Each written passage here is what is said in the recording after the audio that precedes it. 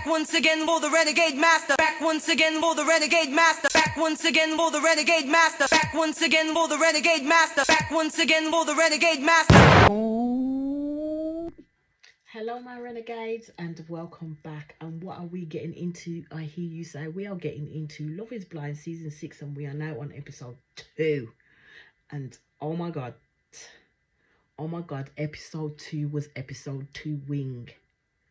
It just kind of was shot to hell, really, to be fair. But anyway, before I get into it, as I always ask, please hit that subscribe button. Please hit that notification button so when you know I am on and doing videos. And let's get into this video, shall we? Yes, I am kind of in a little bit of a different setting, but that's neither here nor there at this moment in time. But I just wanted to get this video done so I could get it out for you lot to consume and have discussions, to do whatever it is that you like to do. So basically, as we know, we left off, ID just got played by Matthew. ID found out through Amber, without telling her so, that Matthew was going around saying something to another woman that was exactly the same things that he was saying to her. This man crushed this girl's fucking dreams up in here. Like, seriously pushed her buttons up in here. So we get to find out what it is that ID does in that regard. So basically, you see them all in the men's lounge. Matthew's literally like, I don't know what it is about Matthew. I really don't know what it is about Matthew. It's kind of like, did he really want to be there? Like, seriously, did he really want to be there? And my answer, heartfelt answer, is no, he bloody well didn't. But as I said, I believe he was conducting an experiment within an experiment. He was playing with people's emotions absolutely and fully. But the guys were trying to play up to Matthew, especially Jeremy, basically. He was trying to play up to Matthew. And it was quite funny because he was trying to get on to Matthew and say, oh, I need hugs and cuddles, and literally try and put himself over. And Matthew was having none of it. I find Matthew to be very rude and out of order with people. So we do have a bit of a love triangle, which we've got Chelsea. It's Chelsea, Trevor, and Jimmy. And then I think you've also got you've also got Jeremy with Laura and Sarah Ann. So we have some love triangles formed, do we not? So we see Laura and Jeremy go on a date. Their date is, it's okay. It's okay. Ain't nothing to write home about. But the only thing I will bring up is the fact that Laura turns around and she talks about how she gets turned on by the fact that Jeremy's home is so immaculate. A clean home turns her on. And I'm kind of like, well, whose houses have you been in, my girl? Because she does talk about being in someone's messy house, but not necessarily wanting to be someone's mother and having to deal with that shit and tidy that up. That's for them to do. And I'm like, my girl, who have you been dating and why did you keep doing it if that was the state of their abode? If you looked at the state of their abode and you still walk past that threshold, then that is entirely upon you, my girl. So then Jeremy has a date with Sarah Ann. And basically what he had done with Laura is he tried to guess who had come into the room, and he said he called Laura Sarah Ann, and basically Laura said, what? So then he turned around and says, no, I knew I was talking to you, Laura. No, you didn't. No, I don't think Jeremy did meant to say Sarah Ann, and I think it was a slip of the tongue basically because he wanted to talk to her. So basically he does mention that to Sarah Ann. And I can see that already the chat that Jeremy has with Sarah Ann to the chat that Jeremy has with Laura is completely different. He lights up a little bit more. They're a little bit stupid. So you see Johnny and Amy at it again. they don't speak to anybody else. We can already tell that they've already committed to each other. We're just waiting for this engagement to happen. I mean, it's taking a long while. We need somebody to say, will you marry me already? That's where I'm at with this one at the moment. So basically Amy does open up a little bit more to Johnny and talks about the responsibilities that she does have in regards to her family, and the fact that she is definitely a family girl, and she knows that if anything were to happen to her father or her mother, or vice, or both of them together, she would become the guardian to her brother, and she needs a person who is going to be with her, or a husband that's going to be with her, to understand that she is going to be a caregiver to her brother. And this talking about it does literally full on upset her. And Johnny was really understanding with her and wished that he could be there to hug her, but he said that that did not faze him at all. He will be there through thick and thin with her. All I can say is this process has a tendency to throw a lot of shit at people, like seriously throw a lot of shit at people. So I just hope that by the time he gets that ring on her finger, the engagement ring, and they go to the honeymoon and meet all the other couples, that both of them will still carry on as they mean to carry on. But we'll see through this process. So then we go back to the women's quarters, and ID says that she's feeling hella goofy, and in the fact that Matthew literally is playing with her. So she's telling this girl, I can't remember the girl's name, that the fact of what Matthew said to her and what he said to, and what Amber just relayed was verbatim. Now at this point, ID has not relayed this information to Amber. I think that was a good move on ID's part, because she needs to find out the situation first before she decides, let me put this girl on game, basically. Because if he's messing with me, is he messing with her too, in that sense? So I'm like, it's gotta be a comeuppance for Matt. Like seriously, it has got to be a comeuppance for Matt, because ID is mad. She is fuming, literally fuming. She basically said that she's still open to Clay, and when she was discussing Clay, she basically called herself a fixer-ho, because Clay is the type of person that she would normally go for in order to try and fix the issues that she sees in that person. And all I say is, you can't change someone unless they want to change themselves at the end of the day. If Clay is not at that position, he's working through his own shit at the moment, then you can't then be roughshod in there thinking, oh, I'm going to change this man to the person I want him to be. No, because what will happen is he will get to a point where he's at that stage of changing. You will probably get freaking fed up with trying to change this dude, leave, and then he would be a change man for the next person that comes along. I'm just like, at this point, ID just needs to keep away from both of them. That's how I'm seeing it. So then ID has her date with Matthew. ID calls him out royally. Now, this is where I keep on saying I don't understand with some of these guys, and it happened in the previous season, where if you've got a men's quarters, there is a women's quarters. If you hear man chatting about their dates and the people that they're interested in and what's been said within those dates, best believe the same is going to happen in the women's quarters.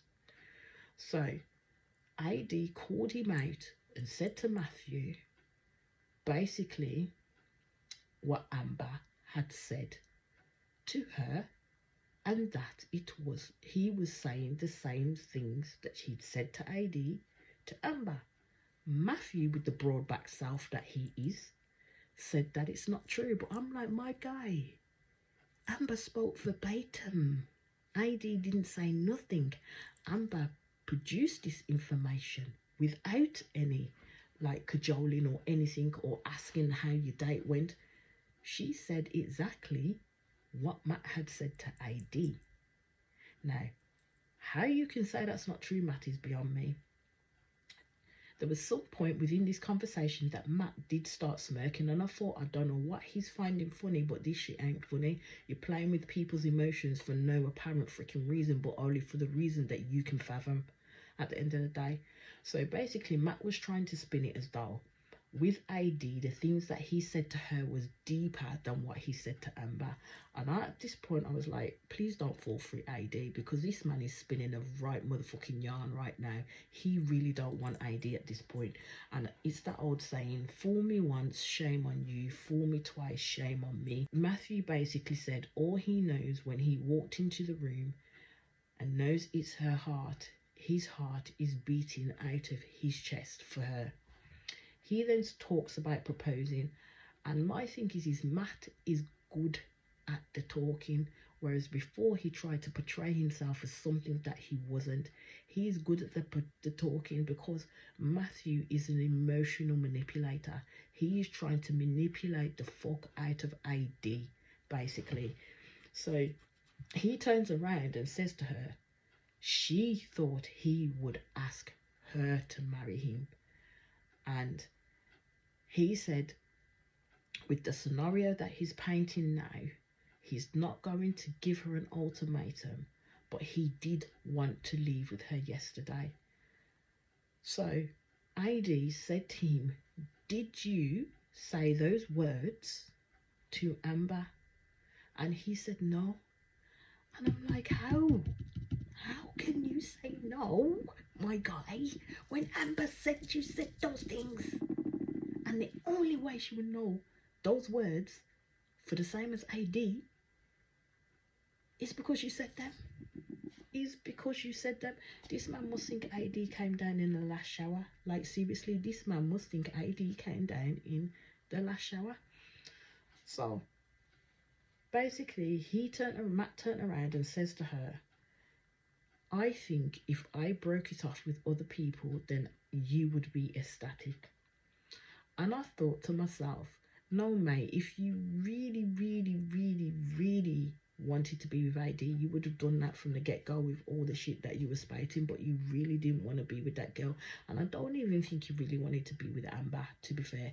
I really don't think Matt wanted to be with Amber, to be fair.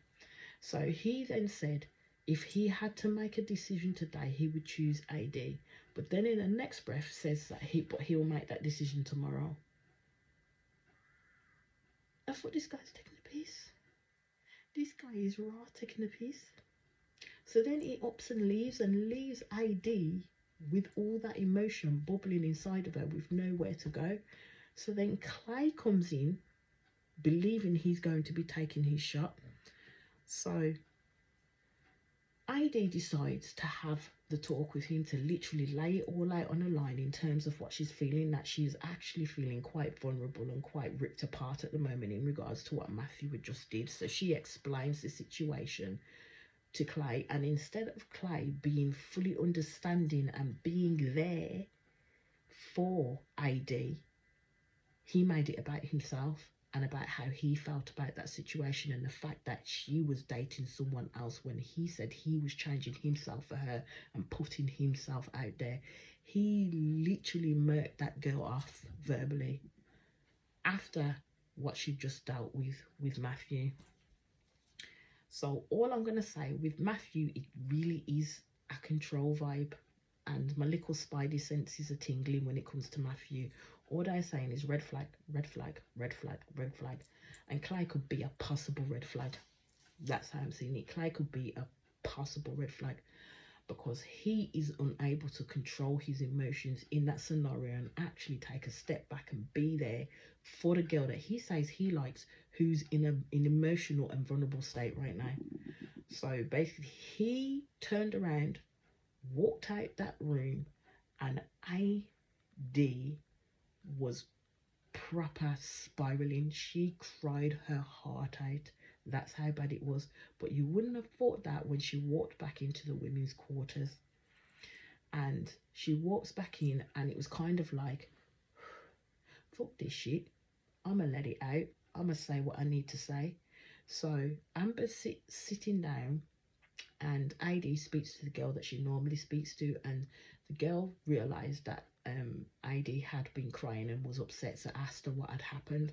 So basically, AD does come out with it, but she says it in a roundabout way. So she turns around and says that it was Clay that went off over Matthew, and then proceeds to say, in terms of what Matthew said to her in regards to leaving. Amber, before that point, was smiling. That smile dropped off her face with quickness, right? So then she turns to AD and she goes, what do you mean leave? So Amber is with the questions now. So Amber turns to her and says, do you mean leave today? And she went, no, yesterday he asked her to leave. Basically, Amber then turned around and said that she was done, and then she said, slay. Amber kind of scares me a little bit, because she will say certain things even though she's upset and smile when she says it. That to me screams danger, like high voltage danger. Anyway, so Clay, you see Clay go back into the men's quarters, and that man is brewing, like absolutely brewing, and he keeps on giving Matt evils, like he literally wants to slap the shit out of Matt.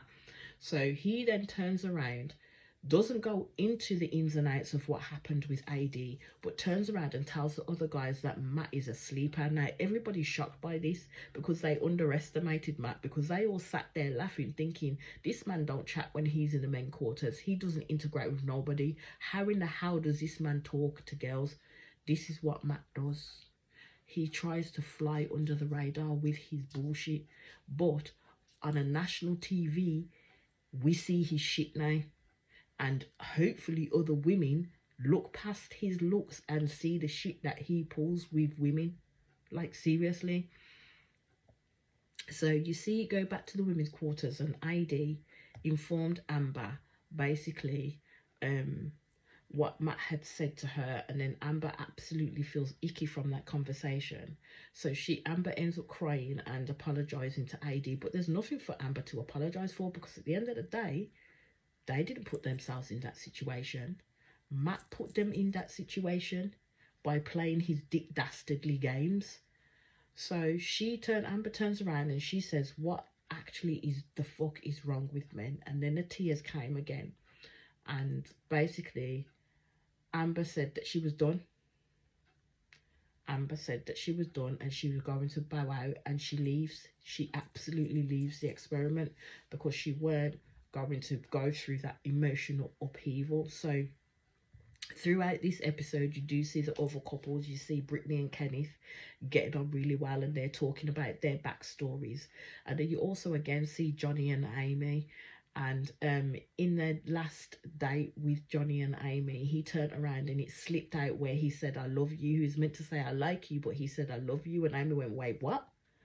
And you know when someone loves you, like has that emotion for you, that connection for you, when that shit just flies out of your mouth, there's no thinking about it, it just flies straight out of your mouth. Those are the best ones. When people say I love you in that scenario, it means they have not thought about it. It's just literally there, and that thought has come straight out of their mouth, and they can't mute it in any way, shape or form.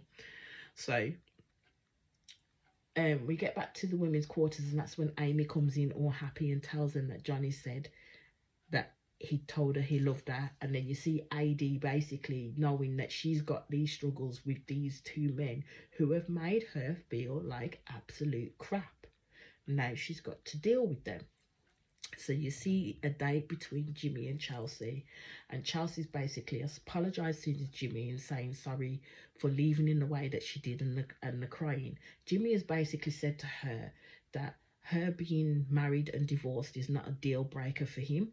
And I'm like, but you're very silent right now on the Jessica front. Like, I haven't seen them talk at all, like at the beginning part of this episode, or him at least try and deal with the emotions or whatever he's got to deal with in regards to Jessica telling him that she's a mother. Because at the end of the day, he's got to say whether he's going to be with this girl or not, whether he's going to ask this girl or not. So I don't know if he wants to still be with Jessica or if Chelsea is his backup plan. Anyway, Jimmy is getting on my tits. he is the epitome of boring to me at the end of the day.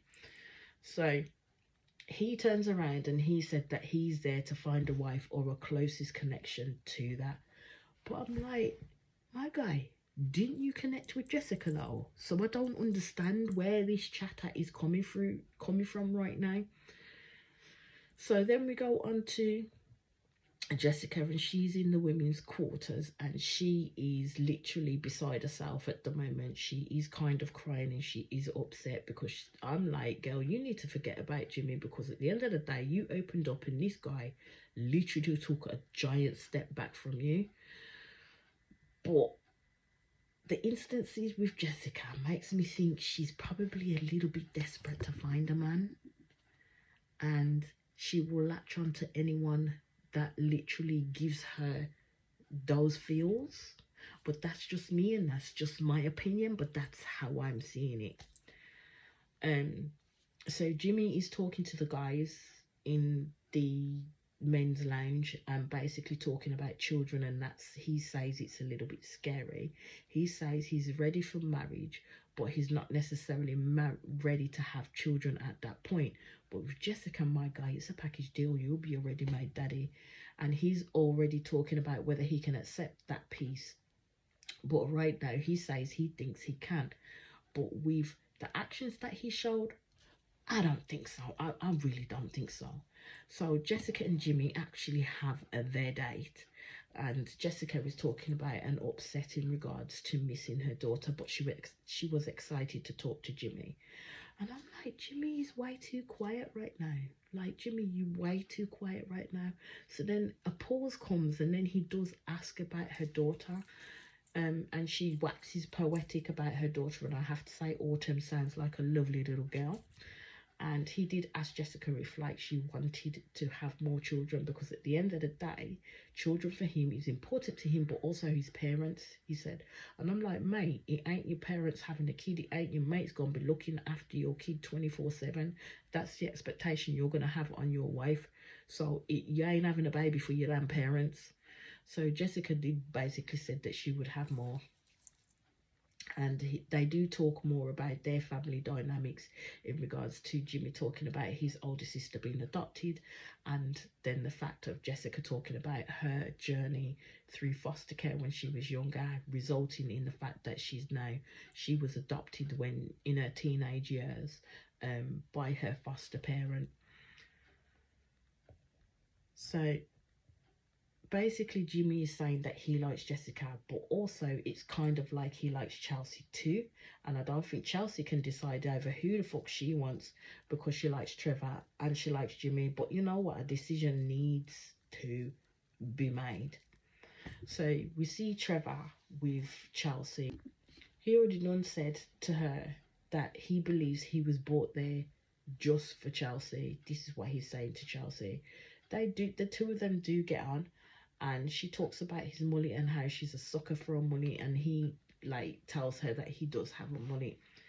So then we see Johnny and Amy, and it's best friends forever. They're best friends. So 2 promises that Johnny asked for is for her to correct him if something comes up, so he never does it again. My thing is when people say that, and then the actual reality of someone correcting you happens, it ain't the way how you envision it to be. Like, so don't romanticize that, because some people don't like that shit, even though they say that they want that, because they still don't make the changes even when they have been corrected. But we have our first couple, people. We have our first couple, Johnny and Amy. Johnny and Amy, our first couple. He asked her to marry him. She said yes, and Amy announced it to the girls. I was like, yep. First couple, Johnny and Amy. So then we go to the women's quarters, and AD is basically saying she is going to be different today. So AD is on her game. So don't forget, Clay's already came at her, and Matt basically fucked up her real hopes and dreams, basically manipulated that situation to the hilt. Me, if I had 2 guys that mess with my mentals like that, I'd be like, you know what, I don't think I'm quite out for this. I'm gone. Do you know what I mean? I don't need to find a man that bad. Do you know what I mean? To come on the show and see if I get married. I know it's worked for some people. And to be fair, I follow a majority of those couples along their socials and stuff like that. And I love to see how they're getting on now. But in this scenario for AD, I would have just fish or cut bait. It would have been absolute snip that line on God. So you see them in the men's quarters again, and Clay is literally giving Matt absolute daggers. He's pissed at this man for real. But Matthew is hella rude, because as he starts to prepare to go out to whichever pod he's going to speak to whichever gal he's speaking to this time, yeah, one of the other guys picks up his book and says, Matthew, you forgot your book. He walks over, takes the book off the man, and I says, thank you, no nothing. Breezy, turns around and starts walking. So the man who gave him the books turns around and says, you're welcome. Matthew didn't even look back. And I'm like, what is this man's problem? Like, for real, why is he on this show? Like, seriously, why did he apply to something like this?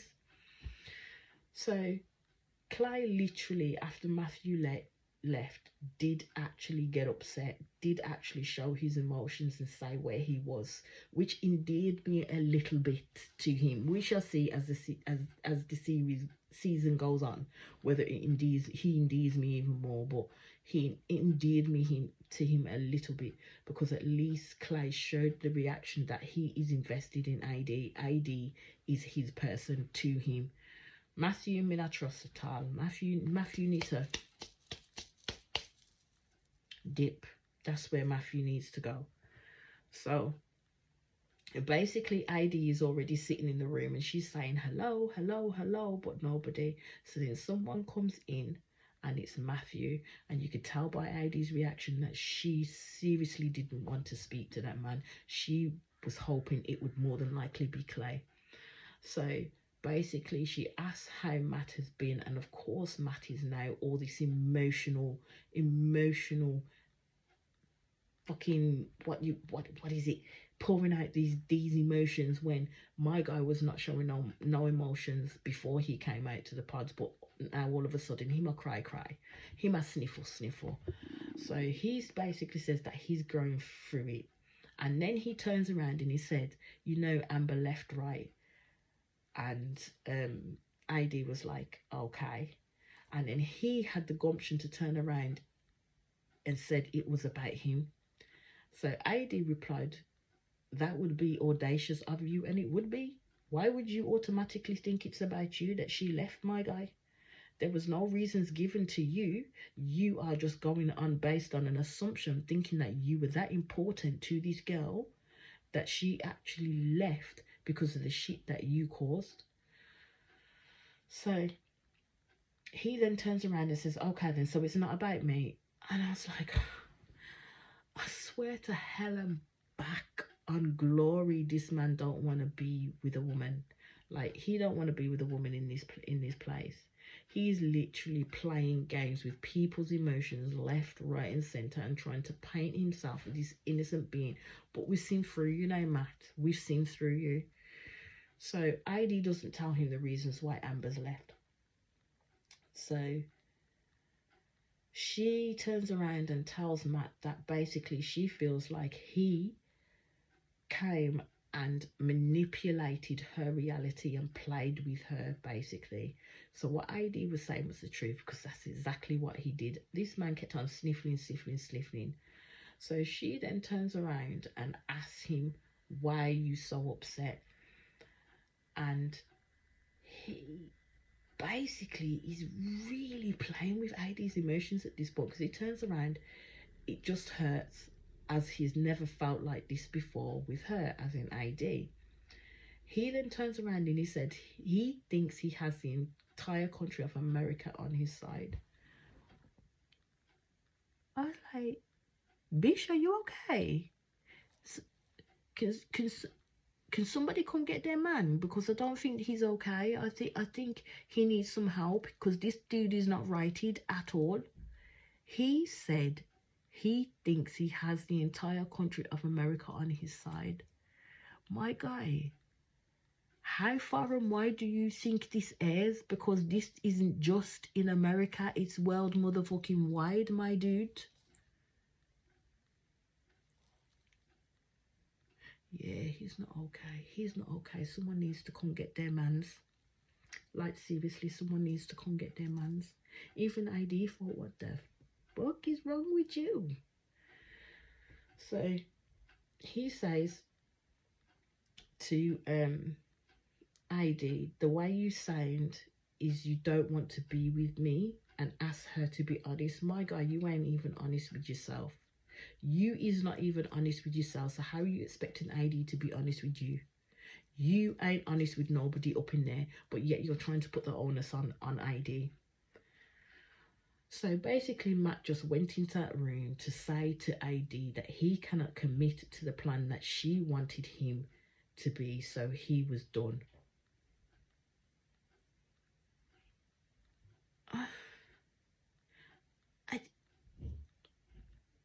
Sometimes these people need a clear ass slap. I don't know how they vet these people for this show, but clearly, come on. Like, seriously, some vetting needs to be going on. So, he turned around and said after that, he feels like he broke someone's heart on national TV because ID, this was in response to ID saying to him, are you this upset because Amber's left? That's what he said. He feels like he broke someone's heart on national TV. And basically turned around and said that he did the same to ID yesterday. I thought, yeah, this man has delusions of self-grandeur. He's an absolute colossal dick. And I would say that ID had a lucky escape. So then you see this man leave the room. Yeah, leave the room. Go back into the men's quarter, throw his book down, say, I'm done and I'm going to get my girl. If he decides to go get Amber, Amber should tell him to go get knotted. Like, seriously, tell him to go get knotted. Anyway, that is where the episode ended, my renegades. But I shall be back very soon with another one. As I ask, please hit that subscribe button. Please hit that notification button so you know I might do videos. And I'll speak to you all again soon. Peace out.